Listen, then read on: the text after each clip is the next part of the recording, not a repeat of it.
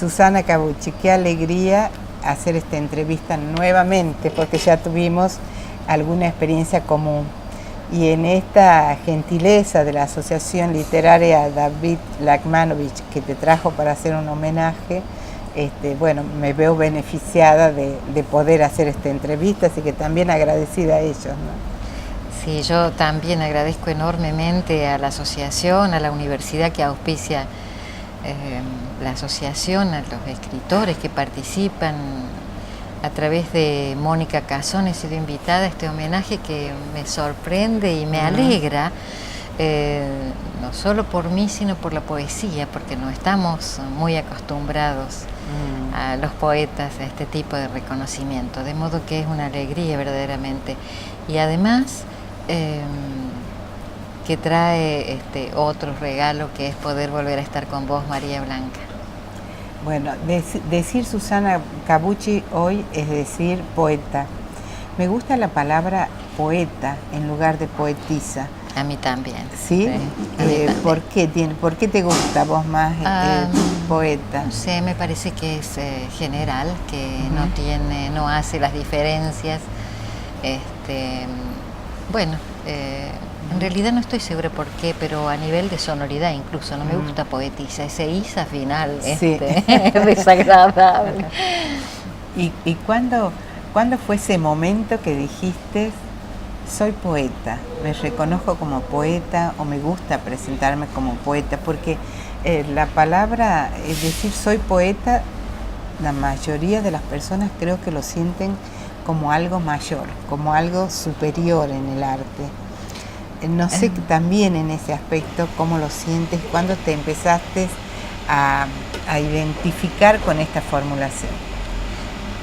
Dice en el primer libro que publiqué, Alejandro Nicotra en el prólogo cita una frase de Huiraldes que dice algo así como que poeta es aquel que tiende hacia la poesía. Yo he tendido toda la vida hacia la poesía, he sentido la necesidad de buscar un ritmo a aquello que pensaba, aún desde niña, ¿no? Ese juego de la sonoridad, que es la rima, y sobre todo muy trabajado desde la escolaridad para los niños, y aparte el ritmo, una necesidad personal que supongo que le ocurre a muchísimas personas, porque jamás me he planteado escribir prosa, por ejemplo. Creo que además sería absolutamente inepta para eso. Bueno, no se sabe hasta que uno no hace el camino. Es verdad. Pero qué interesante esta definición o concepto que traes con el cual, por el cual tomas partido, de tender a, porque estás señalando un camino, estás señalando una orientación, no estás señalando un movimiento, un andar.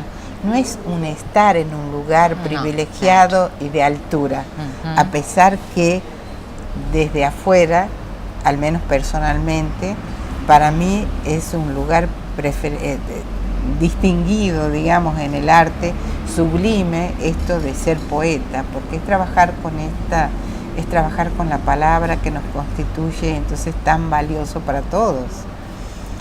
Sin embargo, la poesía y el poema no se vende. ¿Qué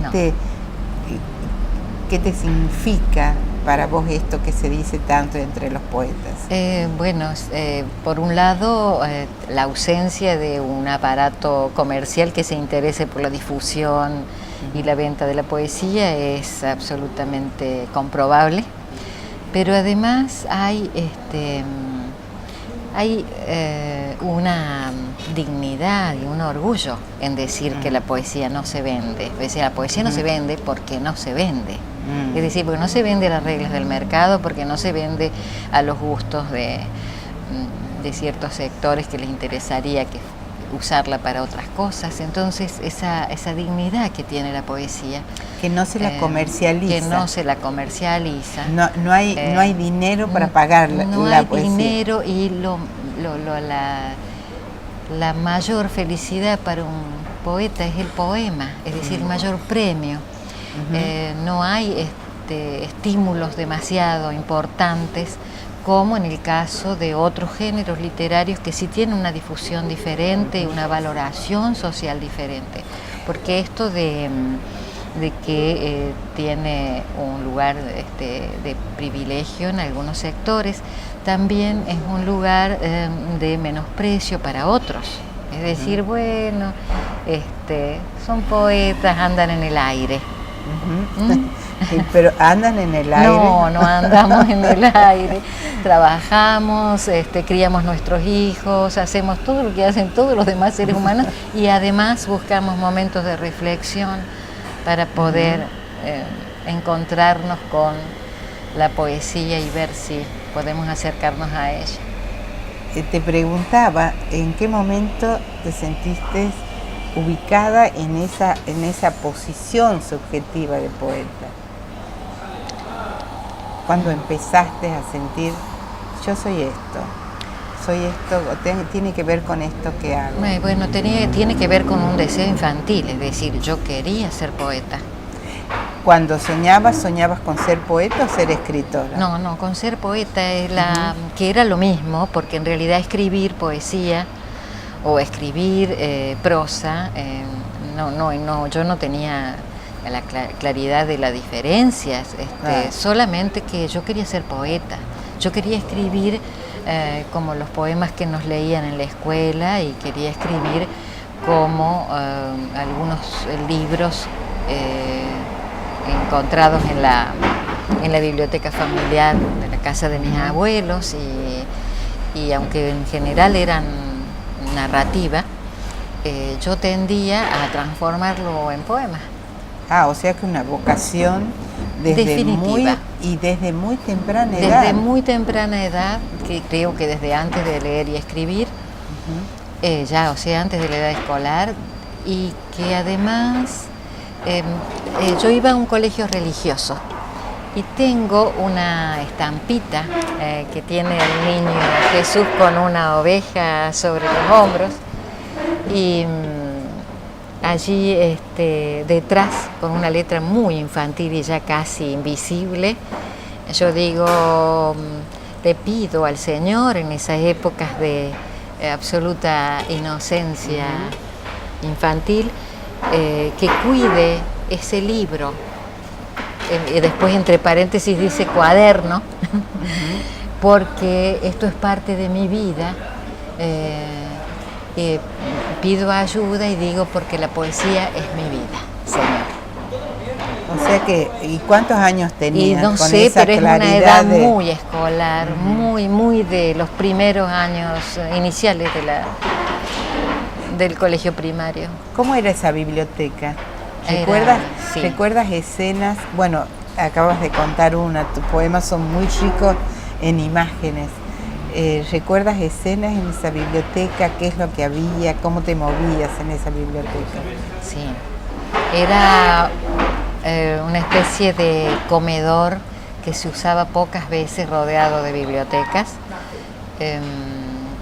Y allí estaban todos los clásicos alemanes, españoles, ingleses, franceses, rusos. Todos escritos en español. Todos en castellano, sí, había literatura, por supuesto, había libros en francés y en árabe, porque mis abuelos leían mucho, pero la gran mayoría de los libros de esa biblioteca eran de mi padre y una de sus hermanas, que era muy lectora. Y por supuesto, todos los adultos funcionaban de otros modos en esos horarios del día. Ya todos estaban abrumados por las cuestiones laborales y familiares y ya la biblioteca no se visitaba, de modo que era solo para mí. Y ahí era como un recinto sagrado. Ahí estaba el mundo para mí. Yo era todos esos personajes que estaban en cada libro.